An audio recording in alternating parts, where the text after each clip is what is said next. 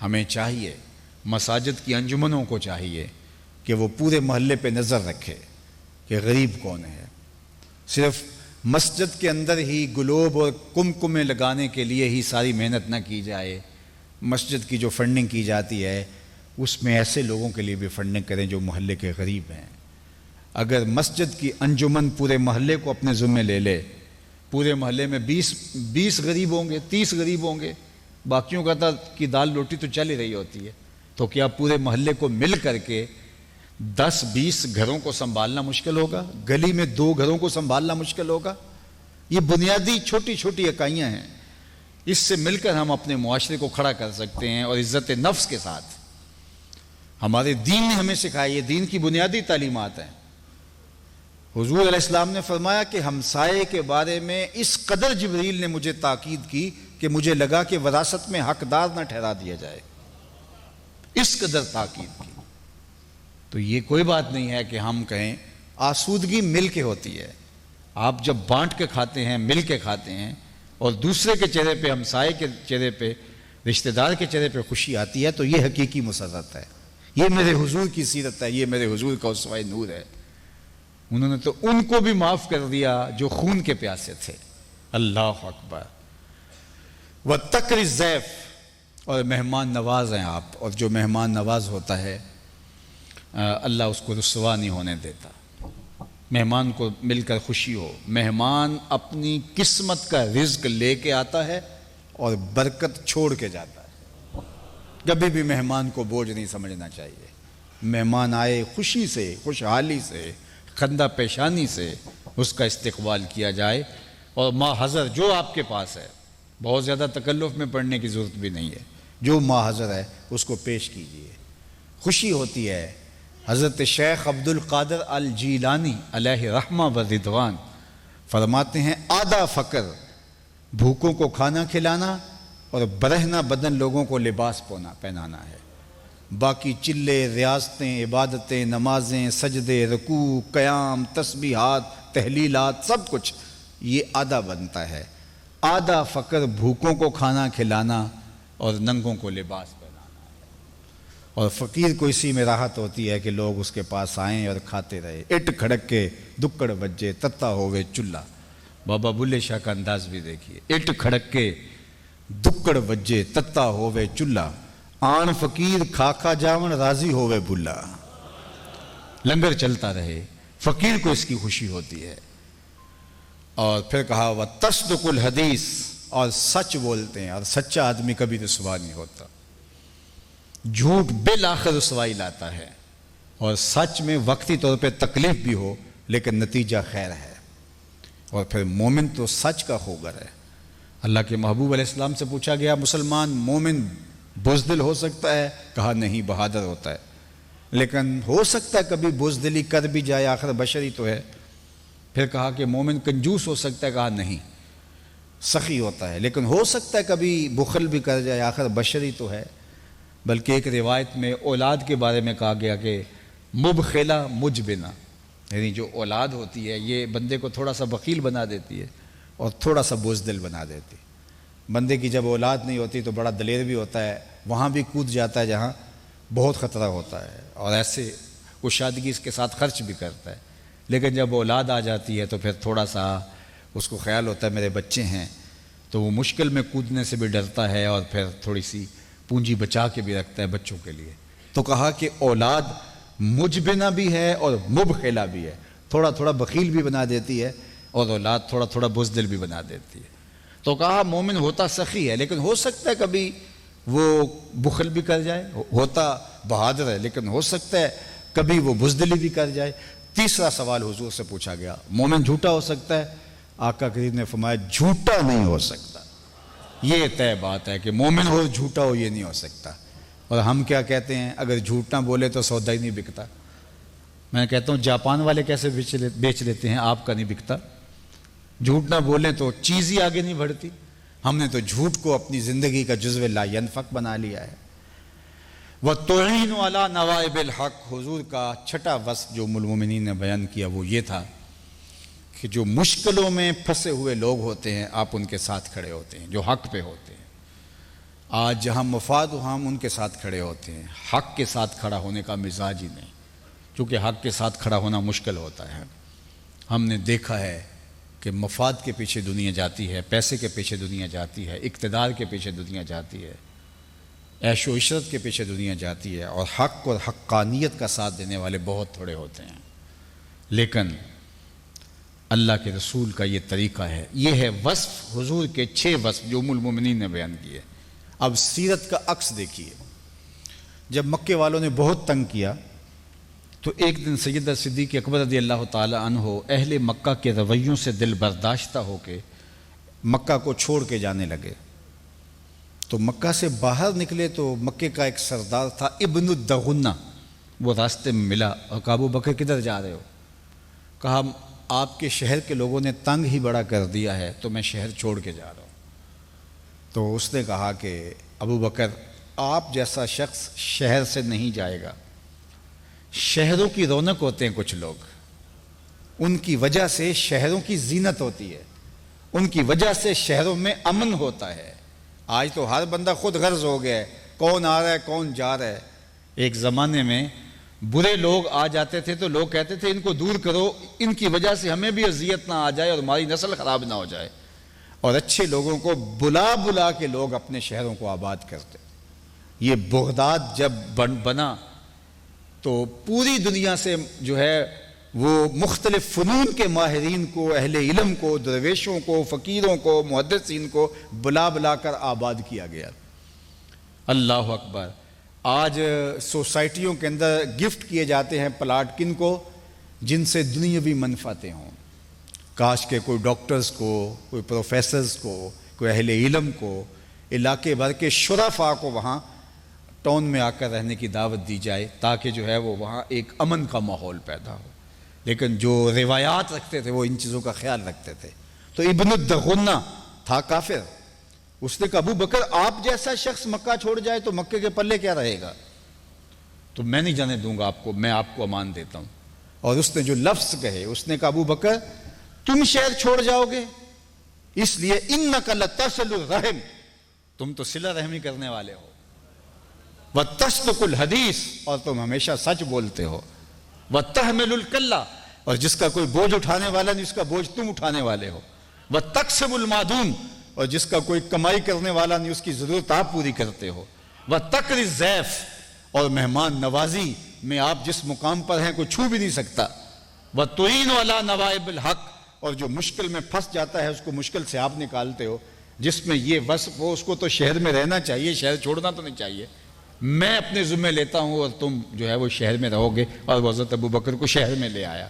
اب مجھے بتائیے ام المومنین سیدہ خدیجہ الکبریٰ نے جو حضور کے وصف بیان کیے، ایک کافر نے حضرت ابو بکر کے وہ وصف بیان کیے۔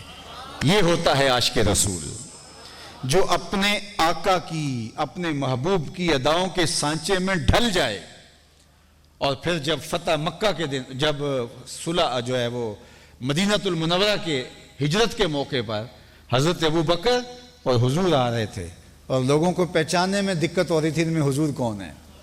اللہ اکبر، ایسا عکس پڑ گیا تھا حضور کے جمال کا۔ تو حضرت ابو بکر صدیق نے پھر آگے بڑھ کر چادر تان دی حضور کے اوپر، اور چادر تان کے کھڑے ہو گئے، لوگوں کو پتہ چلے آقا کون ہے اور غلام کون ہے۔ لیکن حضور کا عکس ان کے اوپر ایسا پڑا ہوا تھا۔ تو صاحب آئیے میں اور آپ اپنے آقا و مولا، اپنے نبی مکرم کے ساتھ جو عشق ہے، حقیقی عشق، وہ یہی ہے کہ ہم ان کی اداؤں کے سانچے میں ڈھل جائیں، ان کی اسوہ نور کی روشنی اس طرح ہو کہ ہمیں دیکھ کر کوئی ہمارے نبی پہ درود پڑے، اچھا تم حضور کے غلام ہو، نہ یہ کہ حضور علیہ الصلوۃ والسلام کا نام ہم لے کر کے جو ہے وہ لوگ کہیں اچھا آپ ان کی امتی ہیں تو آپ یہ ہیں۔ آج دنیا یہی کہتی ہے کہ جو دین تھا وہ اور ہے، اور یہ جو بسنے والے اس وقت دیندار ہیں۔ وہ کسی نے کہا کہ مسلمانی در کتابوں مسلمانہ در گور، مسلمانی کتابوں میں رہ گئی اور مسلمان قبروں میں چلے گئے۔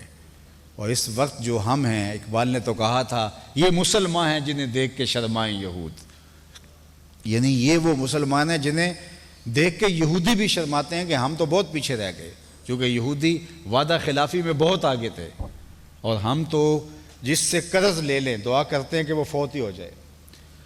جب کسی سے قرض ہم نے لیا ہو تو اس سے واپس لینا ہو تو وضاحت کرنی پڑتی ہے کہ جی مجھے ضرورت پڑی ہے اس لیے میں آپ سے جو ہے وہ قرض واپس مانگ رہا ہوں، اور وہ پھر اپنے نخرے میں ہوتا ہے کہ میں چاہے دوں چاہے نہ دوں۔ تو وعدہ کر کے ضرورت کی تکمیل کی ہے تمہارے لیے اس نے، اور آج تم جو ہے وہ مغرور بن کے اس کا فون ہی نہیں اٹھا رہے، اس لیے کہ جناب آپ کے پیسے میرے پاس پڑے ہیں اور آپ نے ضرورت کے وقت اس کو لیے تھے، اس سے لیے تھے، تو آج وعدہ کی تو کوئی اہمیت ہی نہیں ہے۔ یہ مسلمان ہیں جنہیں دیکھ کے شرمائیں یہود۔ اقبال نے جب شکوے کی زبان کھولی تو لہجہ تھوڑا تلخ ہو گیا، لیکن جب جواب آیا تو سارا نشہ اتر گیا۔ شکوہ کیا تھا؟ صفائے دہر سے باطل کو مٹایا ہم نے، رب سے اقبال شکوہ کر رہے ہیں، صفائے دہر سے باطل کو مٹایا ہم نے، نوع انسانی کو غلامی سے چھڑایا ہم نے، تیرے کعبے کو جبینوں سے بسایا ہم نے، تیرے قرآن کو سینوں سے لگایا ہم نے، پھر بھی ہم سے گلہ ہے کہ وفادار نہیں، ہم وفادار نہیں، تو بھی تو دلدار نہیں۔ بڑا سخت تلخ لہجہ تھا، لیکن جب جواب آیا تو سارا نشہ اتر گیا۔ لفظ وہی ہے، صرف صیغہ بدلتا ہے، اب آواز ادھر سے آ رہی ہے۔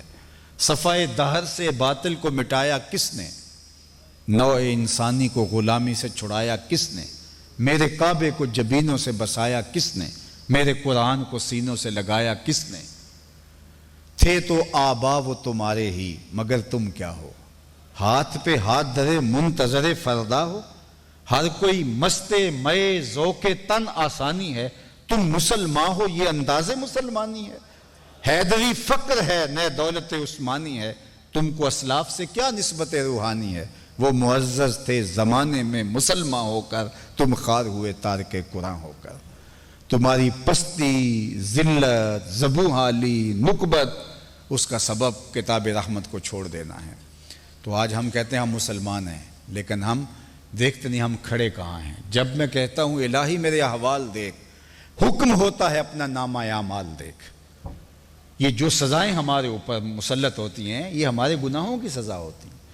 اللہ تعالیٰ نے قرآن مجید میں ایک مقام پہ فرمایا وہ اس بات پہ قادر ہے کہ تمہارے اوپر سے بھی عذاب نازل کرے اور تمہارے نیچے سے بھی عذاب بھیجے۔